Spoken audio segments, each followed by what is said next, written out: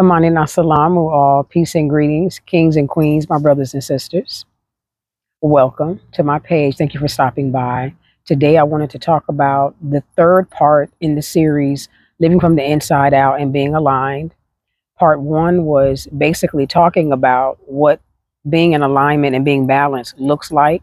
And part two was living from the inside out and what that looks like. And today is part three, the conclusion of the series of being in balance.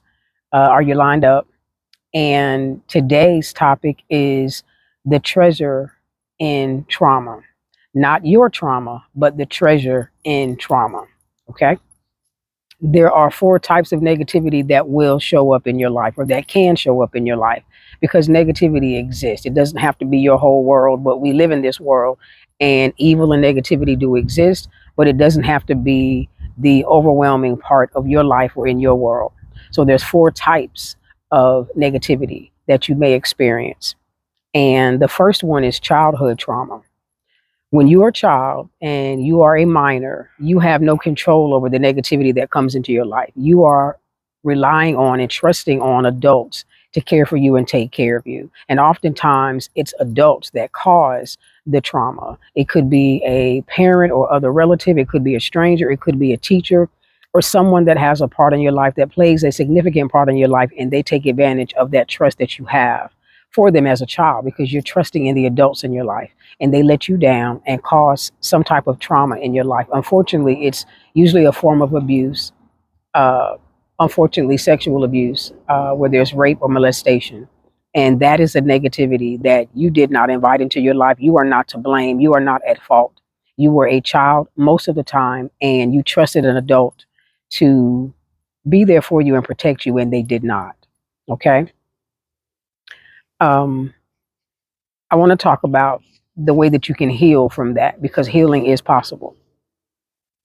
The first thing you need to do is name it. Name that trauma, name that moment. You can name that person, you can name what happened because a lot of times we get so accustomed to blocking it out that it no longer even has a name for us. But you know what it is. It could be a secret that you've never shared with anyone else.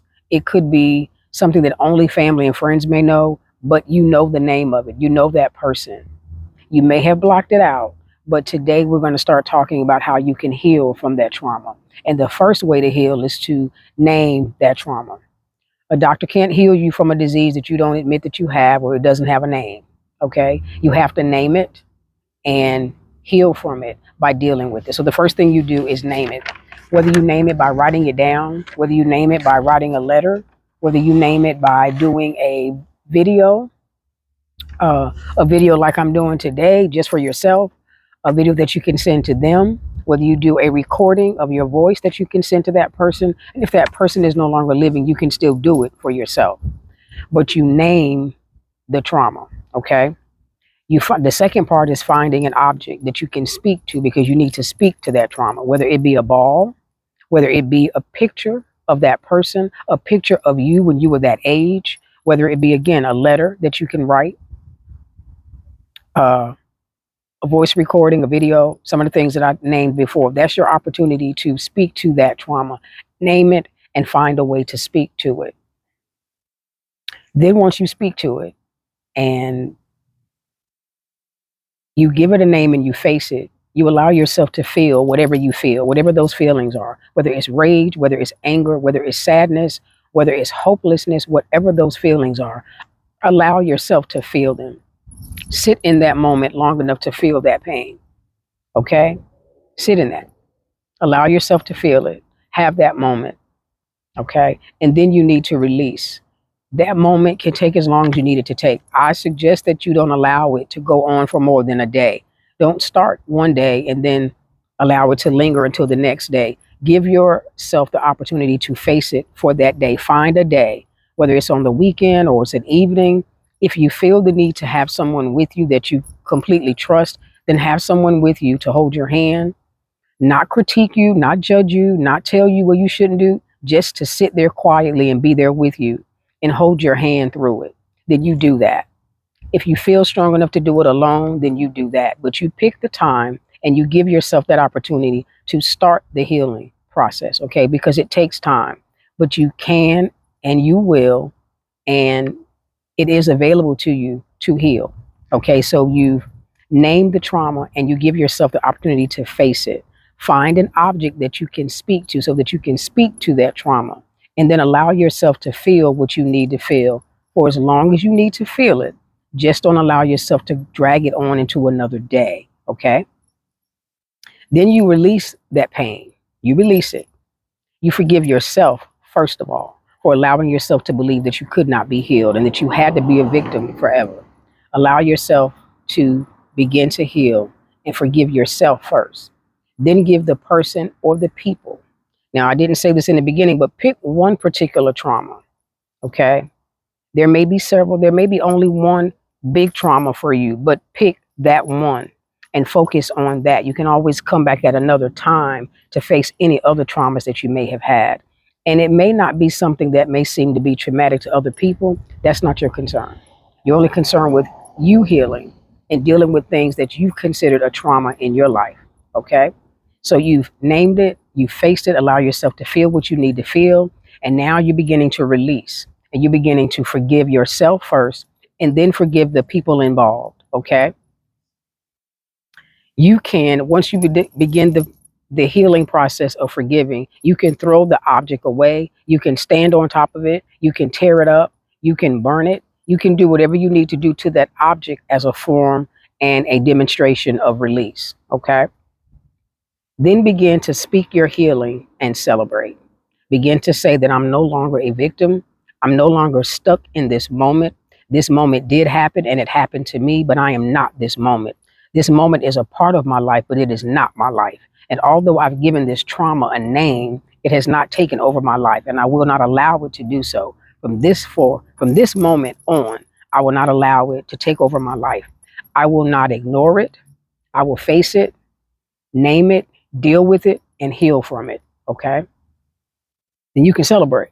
You can dance, you can go for a walk, you can go running, you can do whatever you need to do to celebrate your healing. This is the beginning of your healing, and it doesn't have to stop there. You can do it more than once. You can pick another day to do it again. That's up to you totally, okay? When triggers come, and they will, when moments come that remind you of that moment, you begin to speak to yourself. I'm bigger than this. I'm bigger than my trauma. This trauma does not control me. It happened to me, but it is not who I am. Okay. And I am not a victim. Okay.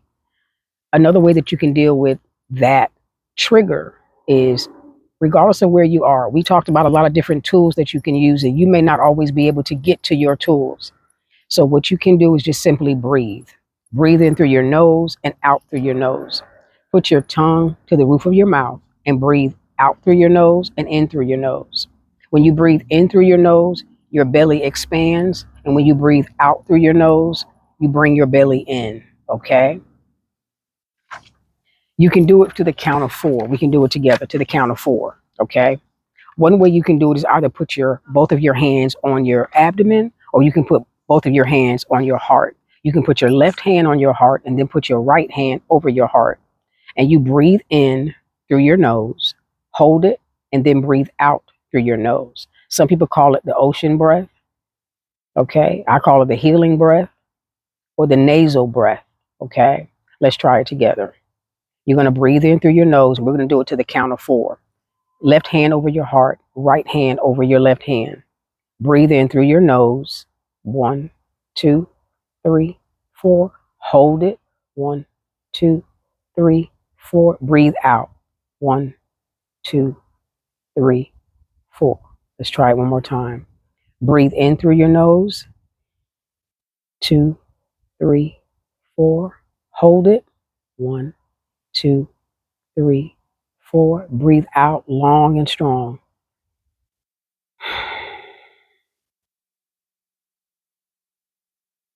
That's something that you can do when you have a trigger, whether you're at work, whether you're around about a lot of people. You can be at the mall. Find a place that you can go and be quiet, away from other people, in the bathroom, in a corner, wherever you need to go, because this is about your life. And you are fighting for your life when you are healing. If someone taps you on your shoulder and asks you if you're okay, you tell them, I'm having a moment. I had a trigger and I need some time. And you begin to practice that breathing. Okay? In through your nose, expand your belly, hold it out through your nose, bring your belly in. And when you do that breath where you're breathing out, breathe it out long and strong.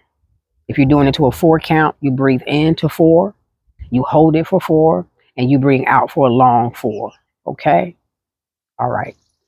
That's one of the negative traumas that you may have. That did not come because you invited it. That came because you were trusting adults, but you can be healed from that. You can do that more than once for the same trauma, or you can do it several times for different types of trauma. Okay? The second type of trauma would be people connected to you. Oftentimes, when we lose someone in our lives, it's usually associated with death. When we lose someone that's close to us, that journey was about them. That's a negative circumstance, but that was their journey, not yours. It affected you, but it was not about you. Yes, it hurts when we lose someone dear to us in our lives, but they have their own journey.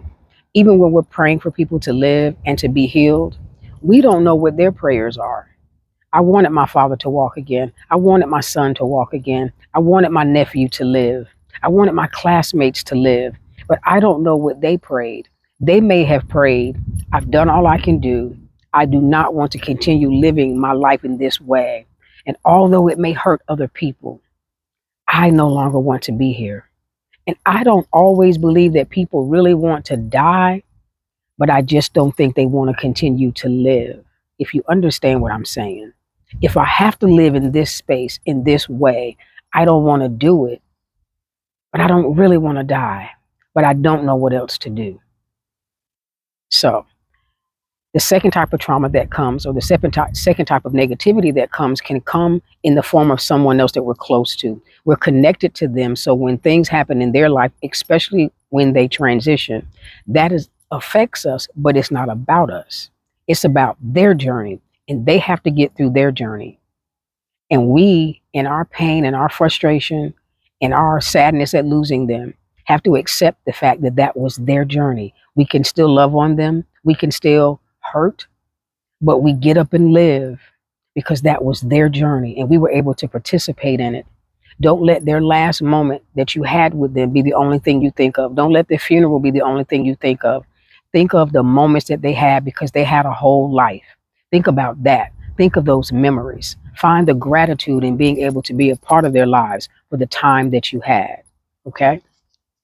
The third type of negativity that can come is in lessons, in the form of lessons. Life showing you you. When I tested positive for COVID the first time.